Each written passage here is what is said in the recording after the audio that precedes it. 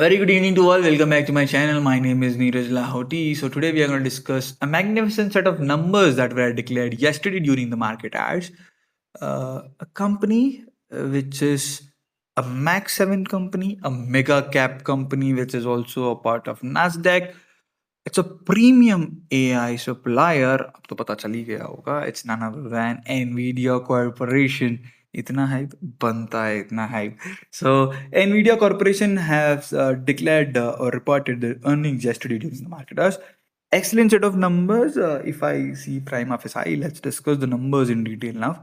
Before discussing the numbers, first you'll have to understand what is Max 7, the concept behind Max 7, and then you'll have to understand how the US accounting functions. Now, Max 7 is nothing but Magnificent 7 stocks.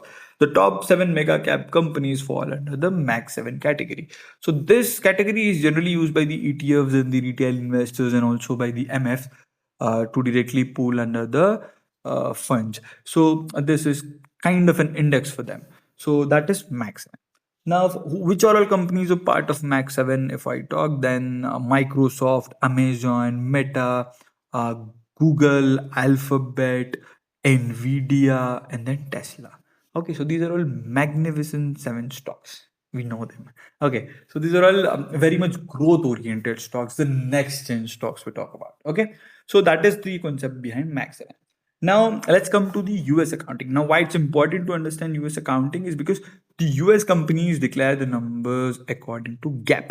They also report the numbers in non GAAP for understanding, but they're obliged to report the numbers according to GAAP. Now, GAAP is nothing but the generally accepted accounting principles. So we follow Ind AS based accounting. In India, we follow Ind AS based accounting, which are based on primarily IFRS. IFRS is Internationally Financial Reporting Standards. So we kind of follow IFRS, but not in total. There's some modifications with respect to your Ind AS. Not completely we follow IFRS, but there's some modifications we do, and then we follow IFRS. So IFRS is widely accepted in more than 140 countries or countries, but US follows the GAAP accounting. Now, so IFRS and all is non-GAAP. Other than this is your GAAP accounting. Now, in US, the major difference that I found when you took when you report numbers according to GAAP and non-GAAP.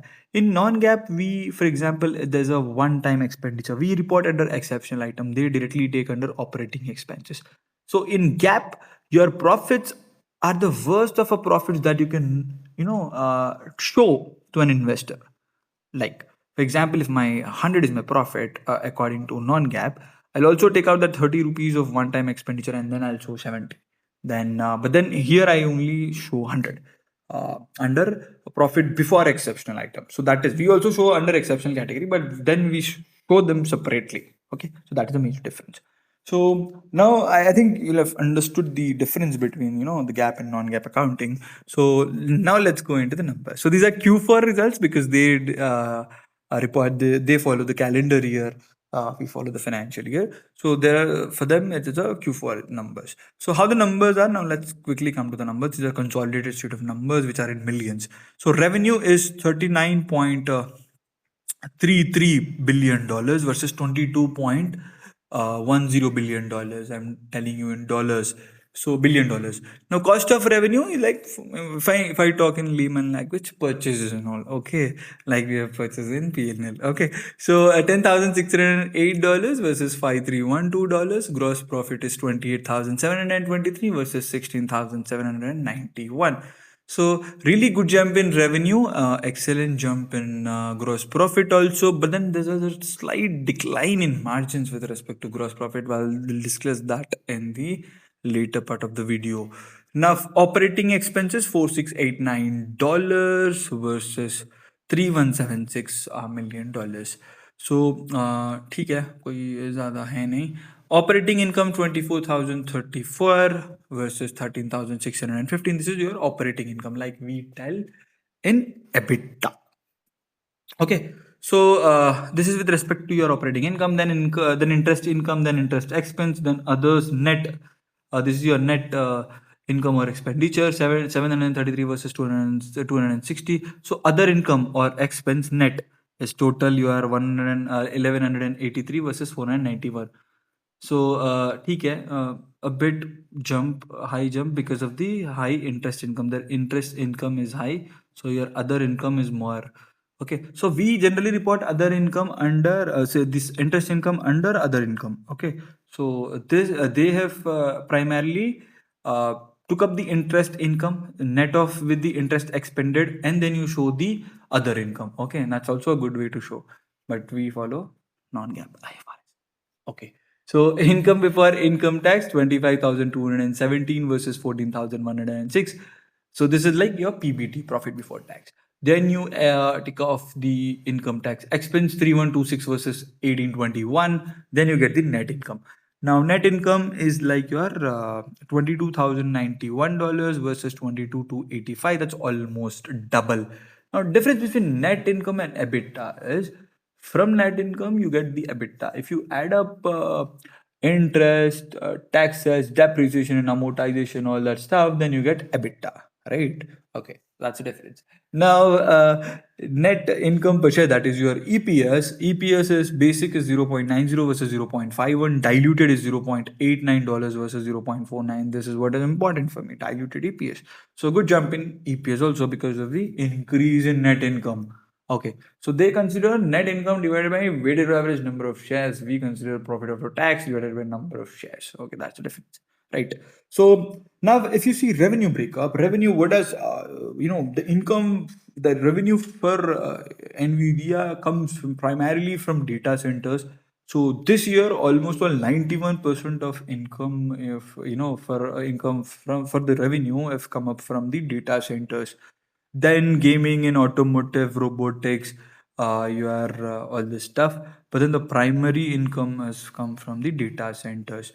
So there's also increase. There was major increase in the data centers income only. That's why the income is more under your revenue segment. That's why there's a huge jump in revenue. Okay, so let's see now the segment wise results. I have also the breakup under segment wise. So I just wanted to show you first this margin.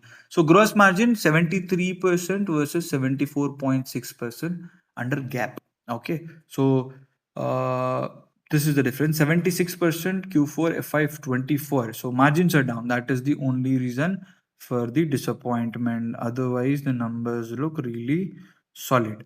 Okay, so that is with respect to your margins. Now, if I see the outlook for first quarter of FY26, is revenue is expected to be $43 billion plus or minus 2%, which is above the expectations. Expectations was around 42.5 or 42 odd $billion, if I remember correctly.